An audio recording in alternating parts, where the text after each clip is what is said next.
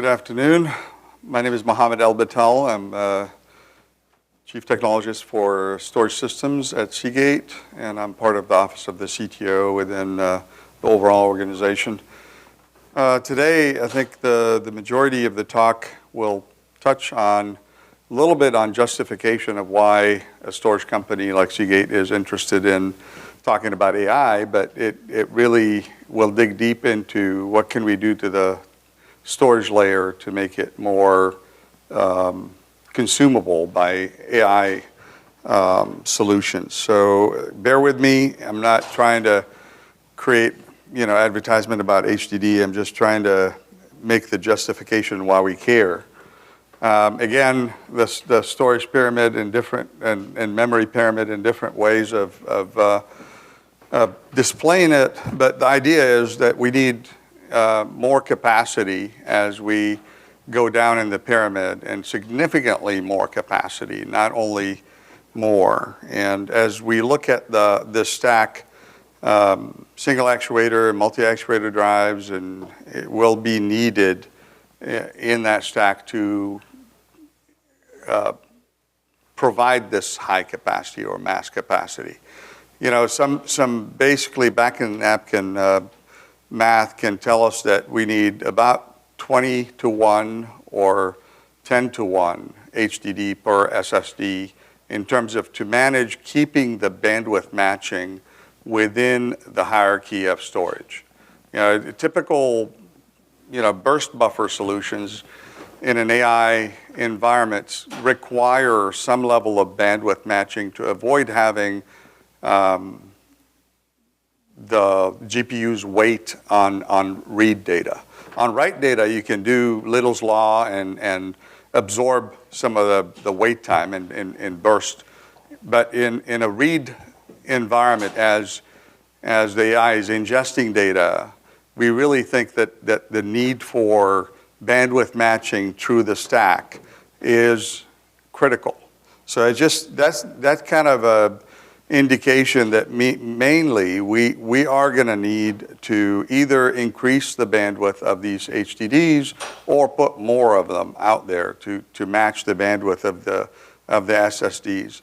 And this is kind of similar adjustments that would tell us, okay, if 90% of that storage in the bottom of the pyramid need to play the role of the data collection and archive today, because in both cases you are going through the cycles of training, inferences, iterate, adapt, data cleaning, and then go back to more inferences. And it's described as a virtuous cycle of AI in that aspect, as the source data continues to be fed more information as we learn more, or as the AI creates more adjustments to the learning cycle, right? And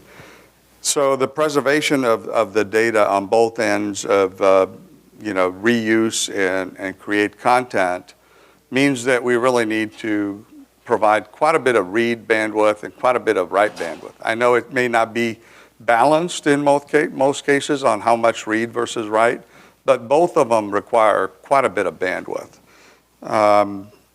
With that in mind, the amount of pressure on that mass storage becomes greater as you look at the market sizing of 10 zettabytes of data that will have to be stored, right? There are 400 zettabytes of storage in 2028 that will be created, according to IDC, but only 10 zettabytes of it in cloud will be stored, maybe about 6 zettabytes in enterprise. The consumer guys, are below that. I'm not really looking at that right now, but why is that? Is because of the sustainability aspect of it. You have quite a bit of HDDs still out there and will continue to be out there because we really don't have a more economical way of storing data. So we have to modernize those HDDs and keep the CapEx equation maintained in comparison to SSDs and other technologies that are used to store data in order to be able to fill that data center with more mass storage. If we were going to create all that 8 zettabytes of cloud and 3 zettabytes of enterprise by 2028, we would need quite a bit of money, which nobody's investing right now to grow to that level, right?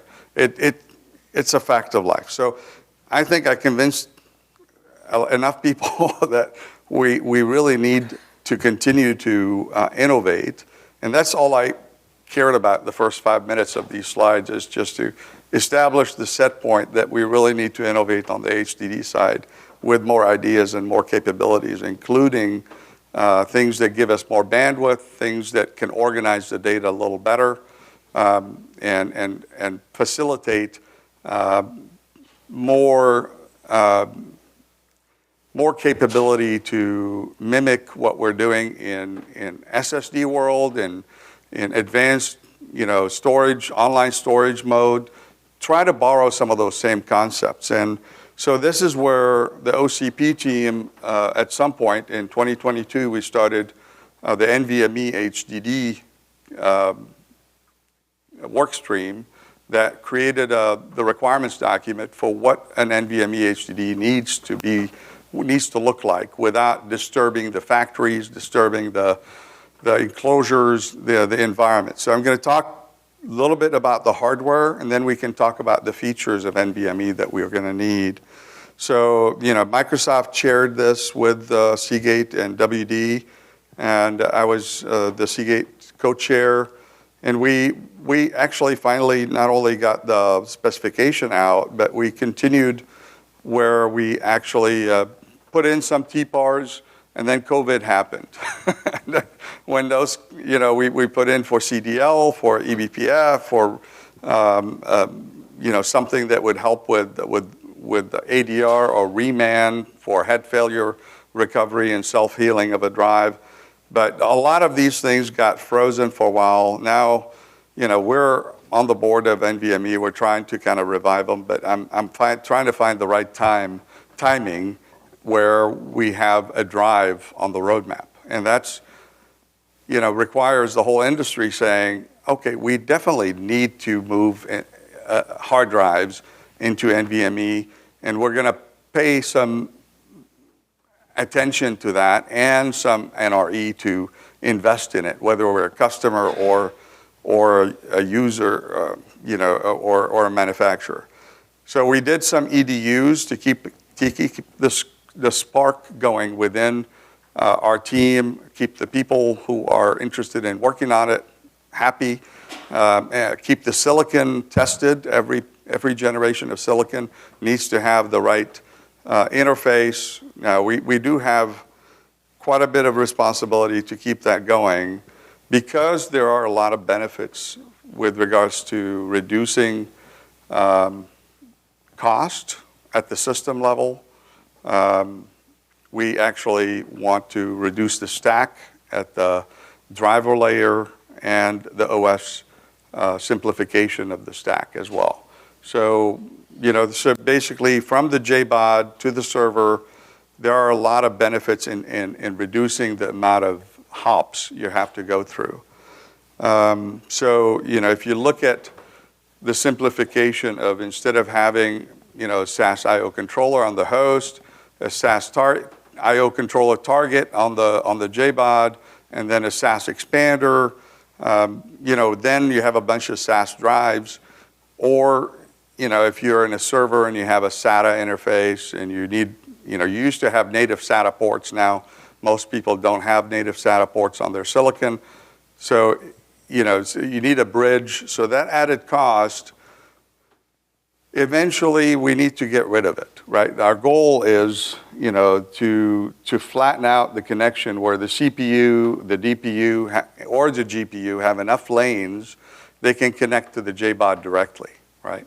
But in the meantime, we're going to need, tri-mode, potentially tri-mode card from Broadcom or Microchip, and then retimers potentially, and a PCI switch or port expander. PCI port expander is a concept that we presented on at OCP a couple times about, how can we flatten the PCI switch architecture instead of having it being designed out of a bunch of by 16 massive controllers that bifurcate into 2x8, 4x4, 8x2s, and 16x1s. That creates a huge tree of timing closure nightmares on ASICs in terms of distributed clocks, et cetera.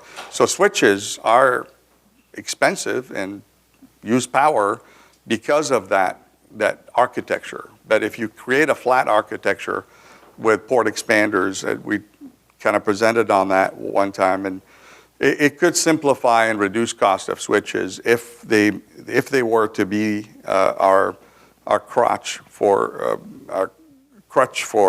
some time before the CPUs and DPUs have by one connections to the storage. So we designed a POC box that we demoed at OCP.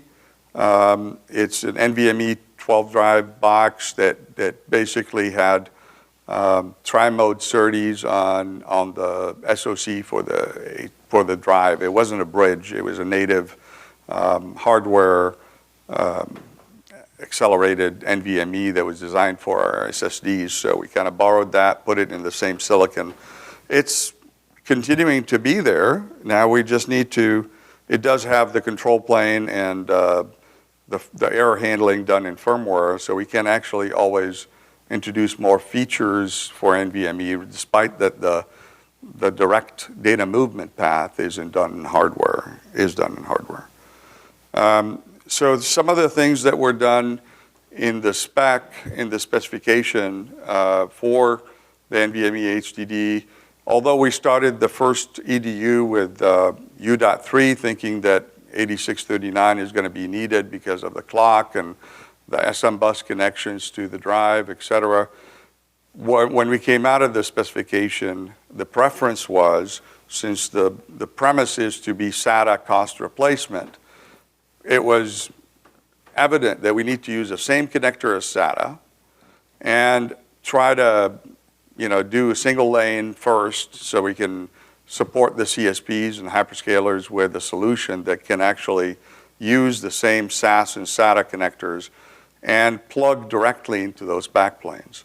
The idea is you start by supporting 3 different protocols on your drives, which my management doesn't like that, but eventually in a transition you save money down the road by unifying the protocol and not have to have 3 different protocols you're carrying through. So hopefully, I've convinced at least enough people internally to go on with that. The connector guys were worried at the beginning that the SATA connector is old and is not suitable for Gen 4. I agree. But with Gen 3, we kind of proved that existing infrastructure, if you have a SAS socket on the backplane and a SATA plug on the drive, the equation from a TDR analysis shows that we can actually pass and have very good signaling at Gen 3. And what the channel model also showed that with 10 to the minus 12 bit error rate, transport layer, you basically have more distance to go with PCIe Gen 3. So you can actually work within the existing SAS 3 backplanes, SAS 3 connectors, without having to redesign your backplane. So what has to be redesigned is what we call the IOM, or the IO module that will have typically in a typical enclosure will have a SAS expander.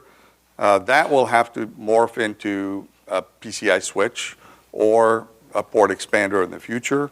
Or you put the SoCs straight on that IOM, like we do with Grand Canyon. I don't know if you're familiar with Grand Canyon and Bryce Canyon.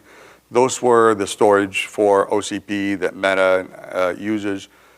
And the idea is with that, you just eliminate a card worth of components and connect the SoCs with that. Actually, the modern SoCs all have 64 or above lanes of PCI, and you can actually connect to the needed 36 drive per side of Grand Canyon.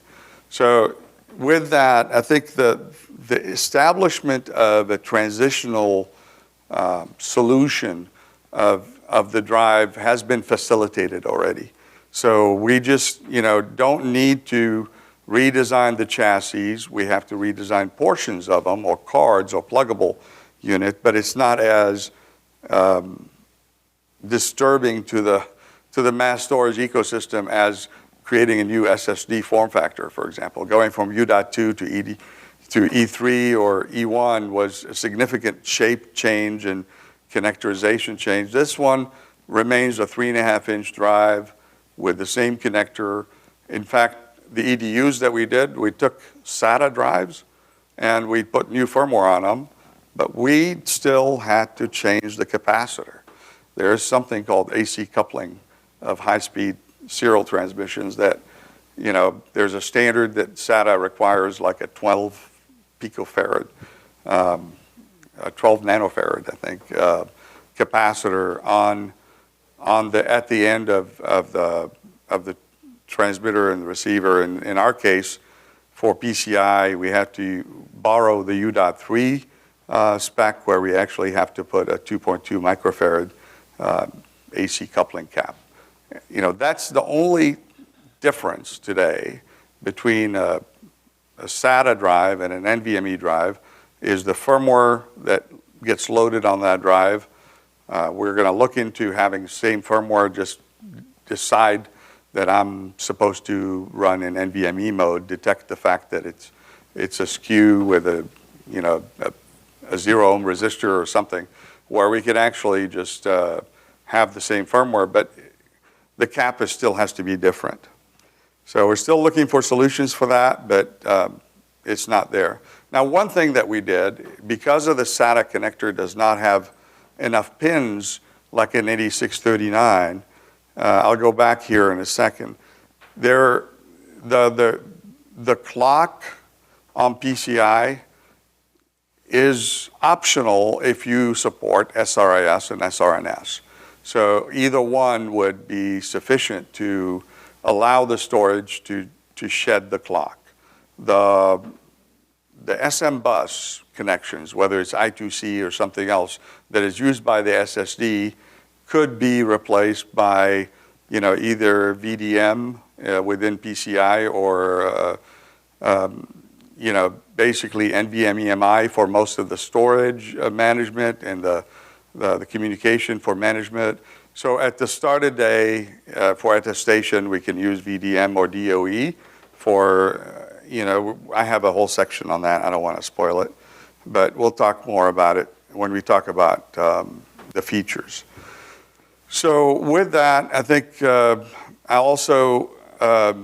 we made an effort to work with the OCP team as well to introduce extended connectivity of PCI as a work stream under the server team within OCP. And the reason we did it at OCP is to get the opinion and the requirements from the data center guys, right? The big CSPs ended up looking with us on their requirements to define what distance that cable needs to serve, right? For CXL and for NVMe. Because the usage model for storage sometimes is different than it is for a memory appliance, for a remote pooled memory appliance. So we had a significant effort in looking at DAC versus the AEC versus AOC. The one common statement that was really cool to hear was that they want a connector and a cable that would allow them to have a passive cable for the short reach. And then if the reach is difficult, we needed an active cable. We don't want to put the retimer on the board because it adds cost to the server and the endpoint. So doing it in the cable is the best way also from a channel signal integrity management perspective. And then the AOC is for things that will have to go beyond 5 meters. It's hard to get anything with PCIe signaling past 3 meters, I think, with Gen 6, and it's going to get harder with Gen 7. So I think some of the proposals that we put in were QSFP-DD as well as OSFP-XD to satisfy the majority of the PCIe connectivity options for both storage, HDD boxes, as well as SSD boxes, as well as memory disaggregated solutions. So I think this proposition was to establish something that's shipping in volume, that's suitable for the solution. It was a proposition. We did not set the stone. We did not create a spec around this connector at OCP. The plan is to take it to the SIG, which we did. They created the OWG group, which is working on the optical requirements. The next step is for us to come in as a customer as well as a vendor and go into SNIA and define an SFF form factor for what is the choice of a connector. We have to unify a PCIe connector for by 4, by 8, and by 16.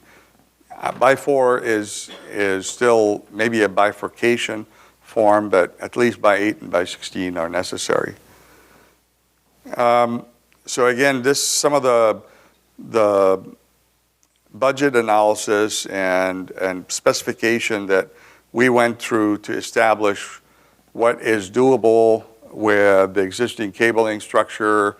Do we want to support 28 gauge or 26 gauge cables, or do we want to stick to 30 and 32 for data center cable management? When you have, very thick cables, it's very hard. So we didn't want to repeat something that says, okay, we got the fact of life of it was imposed on us to use 26 gauge thick cables. We said, no, we want you to design your reach capability of the cable based on 30 and 32 gauge, which is very flexible cable management.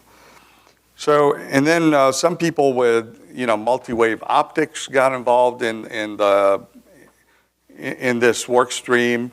They made propositions for single fiber DOC, so we added DOC to the equation as well. Direct optical connectivity, those are the small connectors that are used in Ethernet switches, and where the optics are co-packaged or near packaged with the PCI solution, where you can actually have 64 lanes of PCI connect through a by 8 connection, because you can actually do 8 waves of different color lasers and transmit 64 lanes with a single optical connection. So those are the conversations that we talked about. But what's needed now is that we need to bring them into an SFF committee so we can all decide on the options that we have ahead of us in terms of cable structures. Now that we talked about hardware, we talked about cabling of the solution, what I'd like to do next is look at all features and dig deeper into what features of the drive will have to change. So before I do that, any questions on the hardware and system connectivity and go ahead. How many lanes do you want? It depends on the requirements that we came out of OCP. The work stream is that a lot of people wanted by 8 for Gen 5 and Gen 6, and Gen 7 is being considered now for the next version of the spec. But also, that was for the era where we have fewer CXL lanes per socket. So they didn't want to commit to only using by 16 on when you only have 64 and you want 64 lanes with a single socket and you want to bifurcate or connect into 8 connections, right? So you want to make sure that you have enough lanes on the socket first. So the next generations of CPUs and DPUs, as they go to more and more CXL lanes, then they may drop the by 8 connector and go to by 16 mainly for memory pooling, for AI pooled memory pools, right? But for storage, yeah. Oh, at the NVMe device, all I need is one lane. Again, back to HDD, all I need is one lane on the HDD side. So, if you go back here, the SATA connector will have only lane 0. Sorry, too many subjects in this presentation. I got you lost. Any other questions?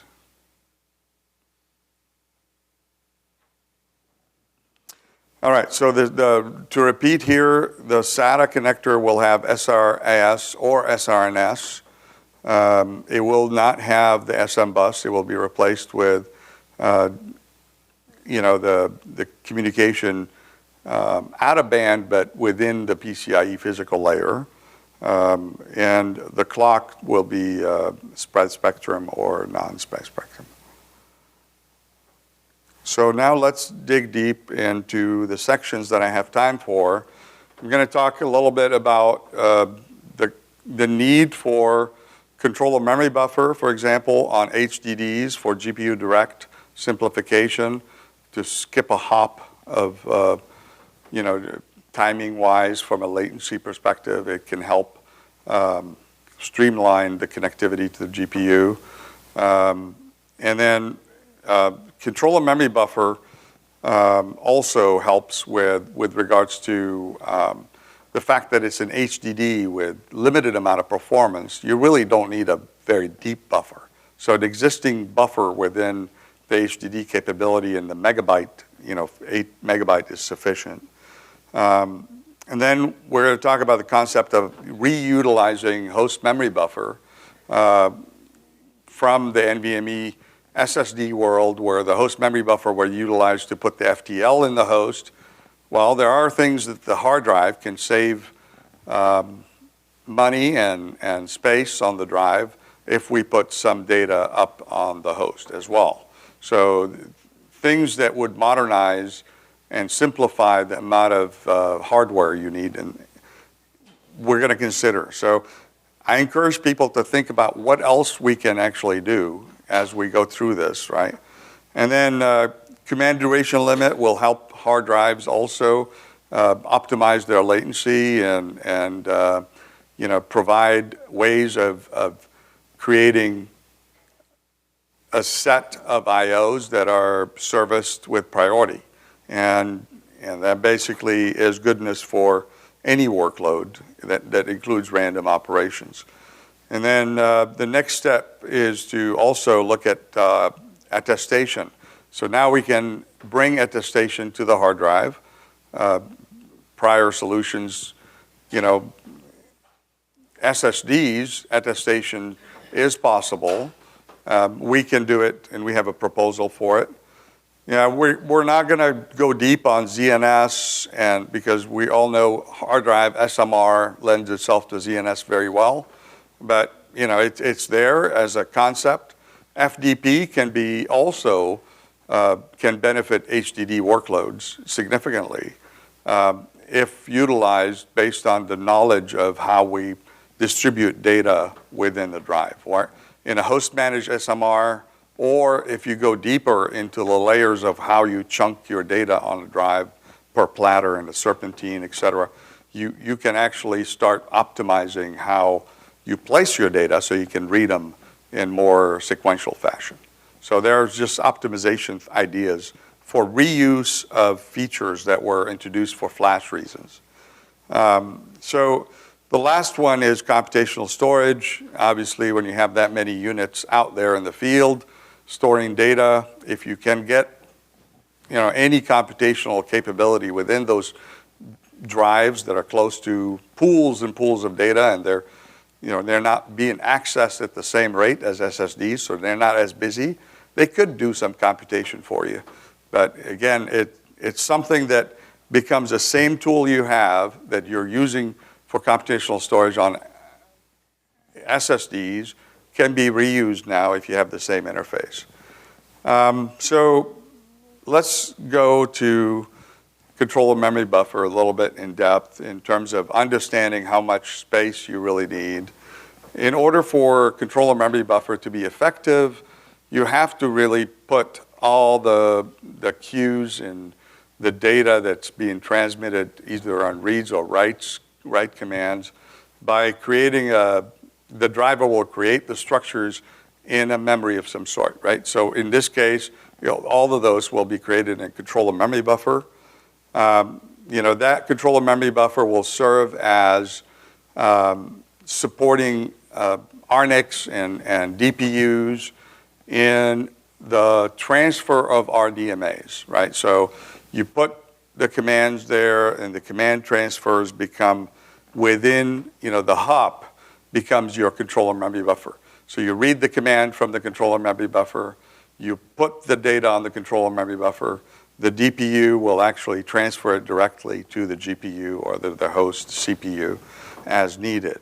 And so that basically provides significant simplification of the path instead of having to put it in a CPU memory somewhere or in the DPU memory itself, where you have to go take a hop, fetch the command from the DPU memory and bring it back and then execute and send it back, and then they have to transfer it. It's all about address redirection in RDMA. It becomes very simple for a hard drive to perform the RDMA function directly from its memory. So this kind of one idea that we've tested with very small amount of memory with an existing silicon on the EDU, 2 drives that we created. And, I think we would like to do more work on that, but we're looking for additional interest in the market from second sourcing, from other hard drive companies coming in with a solution before customers will be more interested in that. So again, describing into what we do today in terms of how the RNICs develop NVMe over fabric, the data path is definitely congested with hardware today. If you really think about the CPU is running all the intelligence, and then the RNIC connects to the GPU, but then all the data will have to traverse into local memory and then go to SSDs, and then HDDs will have a path that goes through SAS expander, SAS IOC, and then go to the memory, and then passed on by the CPU. So it's just way too many hops. Some of the work that we started doing initially is to eliminate the CPU out of the equation and worked with a DPU instead to have the DPU connect to a switch, and then within the JBOD, it becomes where everything has to go through the DPU memory. So the drives, whether they're SSDs or HDDs, they basically pass the data into the memory.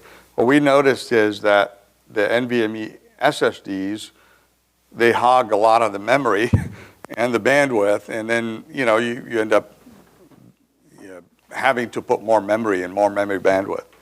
But as we looked at it eventually, is if you have control memory buffer on both your SSD and your HDD, you can actually start having enough memory, balanced memory on every device, and the RNIC can actually fetch that data or put the commands directly into your memory.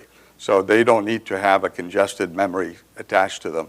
Number one, the RNIC becomes cheaper. You don't need to buy something that has a lot of memory and compute power. You just reduce it significantly from that aspect on a cost level.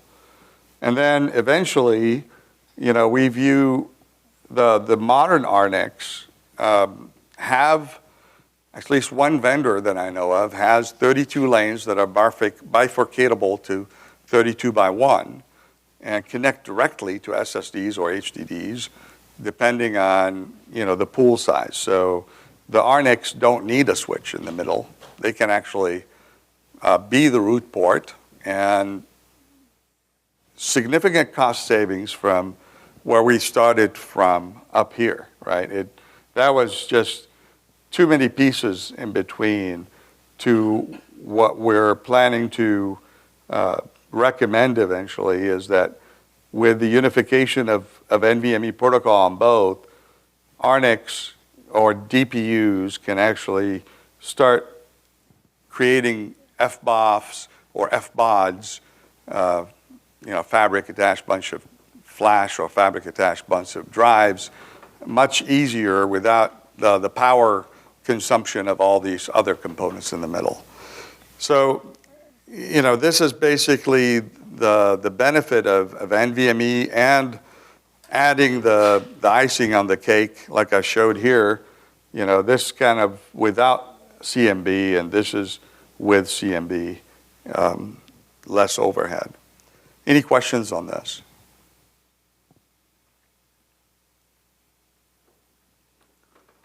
I know it's a lot of material today, and it's after lunch, so please bear with me. We'll talk more about it. I'll let you think about it. The other concept is the host memory buffer. So host memory buffer is an old concept that was mainly for very low-cost SSDs that didn't want to put DRAM because DRAM cost a lot of money. So they wanted to minimize the amount of DRAM and store the FTL tables up in the host.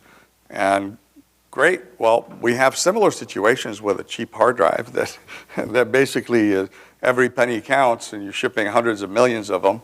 So if the non-volatile cache, for example, if you don't need to have NOR flash or NAND flash and for data vaulting of the cache, and use the rotational energy of the media to to buffer that, and then write your DRAM into non-volatile memory. That's one area that we could use some help from the host to help us with host memory buffer, and I'll show you that later. But the other one is that it's not well-known fact, but some of the rotational media capacity is used to put information, tables of information on the tracks in the media and the defects in the rotational media, as well as the head tuning information. All that ends up on media. What that does, it causes so much time on spin up. It takes about 20 seconds for a drive to spin up, just because it not only trying to turn the motor is like 2 to 3 seconds. It's really reading all that data, tuning all your heads, knowing exactly where your tracks are, where the defects are in the plating, knowing everything before you can start actually reading and writing data. So that information is in the gigabyte. So if we can actually not carry it on the media, number one, you have potential more space to put user data. Number two, you don't have to wait for all that to be read from media at HDD speed. You can RDMA it down from the host. So when you start looking at those two issues that we could help a hard drive with, if we have a host memory allocation that's usable by the drive, and only the drive has access to it, it becomes more of a repository that's converged within the managing server that's managing all those DAS connected drives. And it's cheaper to put a whole bunch of storage within one location versus distributing it on that drive. In that case, it's the opposite of CMB. Because of the size of the data, it's cheaper to keep it at the host. You can put one SSD at the host that's managing all these metadata tables and allowing 100 drives or 70 drives behind you to access that data and not burden the drive with that cost of the extra NAND or the extra NOR flash that's needed, or consuming capacity on the media itself. So in summary on the host memory buffer, if we can think of more ways to simplify the hard drive and keep the cost lower, even if we save $1, that's $100 million, right? So that's quite a bit every year in terms of savings. It's a TCO management equation. Is it cheaper to put one bulk of storage that's accessible from 100 drives or put NAND on every drive? I think the equation will tell us the answer. And I've done some preliminary analysis that shows that it's easier, it's cheaper from a perspective of storage to keep it off of the drive for that reason. Is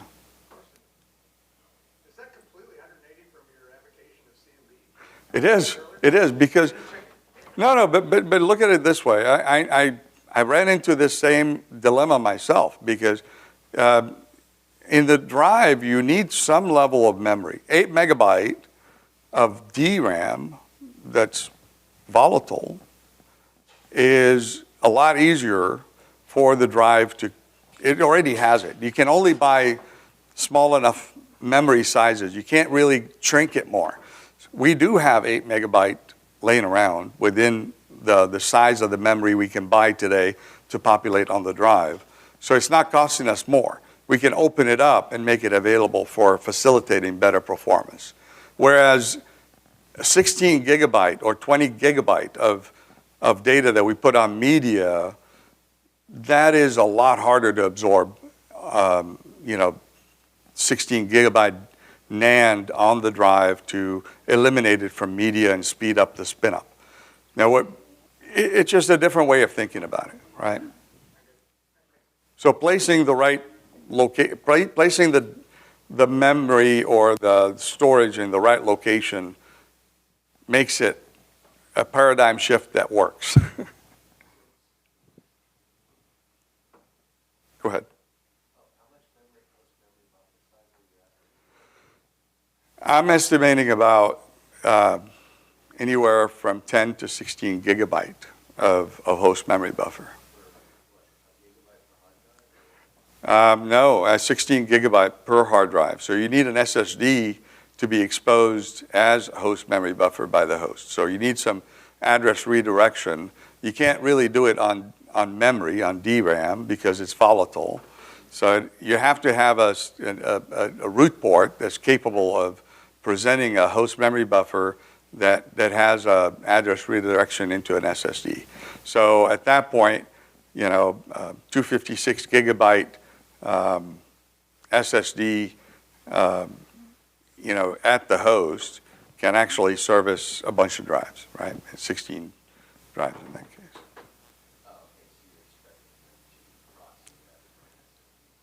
Yeah, you pay it, you save it from the cost of the drives, you put it on a single unit up in the host as a, it needs to be non-volatile of some sort. And it's not data that you access all the time. And it's also data that you access at boot time to discover where your tracks are, how well your heads are tuned, and all that information. The rest of it is very small. Our cache is much smaller. So the NVC portion is much smaller than that. But the wake-up data that could be presented initially so we don't have to carry it is what we're hoping that we can actually get access to it, read that data, bring it up. If you reboot, you have to put it back for us. So I'm not saying we're going to use that data all the time. It's read once, tune everything, and run. And then basically after that, if you power cycle us, then you have to have that data for us again.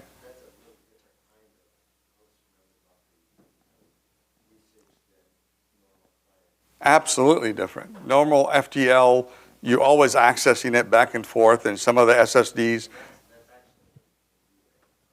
it is in DRAM. This is kind of, I need to do a TPAR on it and introduce it into NVMe because it's a usage model difference. Yeah.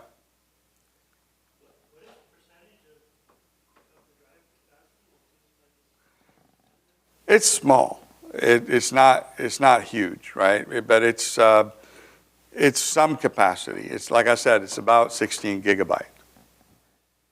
Nowadays we have 16 terabyte or 32 terabyte drives, so it's a very small amount, but it's there, right? So it's there, and it prevents you from spinning up fast enough because you have to still read all that data and act upon it and tune all this stuff.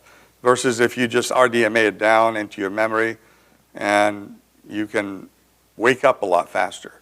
So it could revive some of the concepts of MAID, if you remember massive arrays of inactive drives, right? So if you have an inactive drive that wakes up in 4 to 5 seconds instead of 20 seconds, you can start thinking about, as an industry, reviving that concept, right? That would be the only application, right? Because otherwise, everything, once you got it powered up, it's 7 by 24, 7 by 3 drive. Yeah. Okay, another question is on that 256 gigabyte SSD, they're dedicated to 10, 16, however many hard drives, amortized. Can you use consumer grade stuff for that? Not E grade? We're reading it once at boot time. So consumer grade, so basically it's $30. And it could be used for other things, right? It could be put in on a drive later, right? If you want to reboot your drives, then you move that. So this data would be provided from the drive vendor with a link between the file and the specific SKU, because it's like a thumbprint. Every media has different defects and different data set. So these tables are a thumbprint associated with the SKU. It becomes provided to the user along with the drive. It's an idea. Again, we're not saying we're gonna do this today. It's just the idea of creating a solution that simplifies the hard drive needs for non-volatile storage, other than its capability to do mass storage. Keep it simple, right?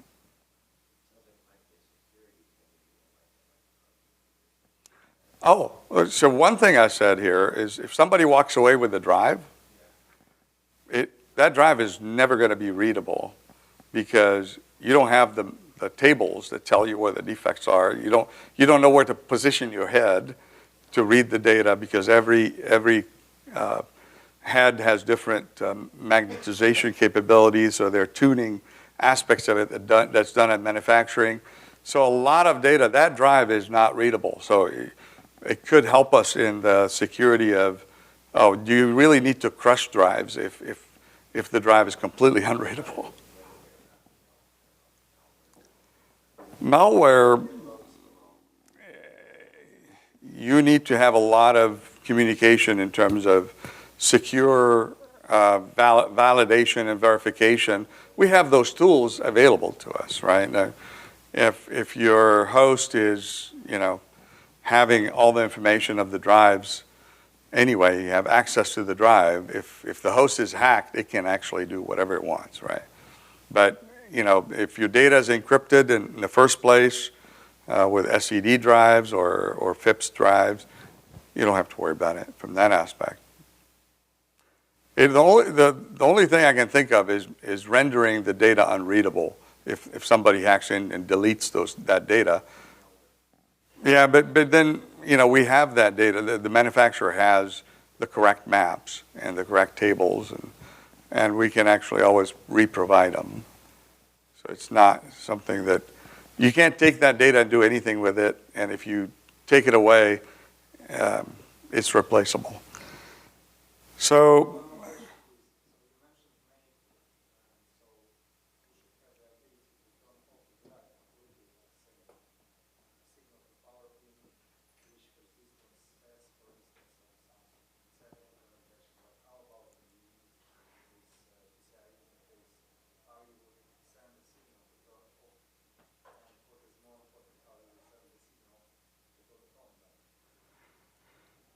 So, I'm sorry, I didn't catch, I can't repeat all your question, but where are we?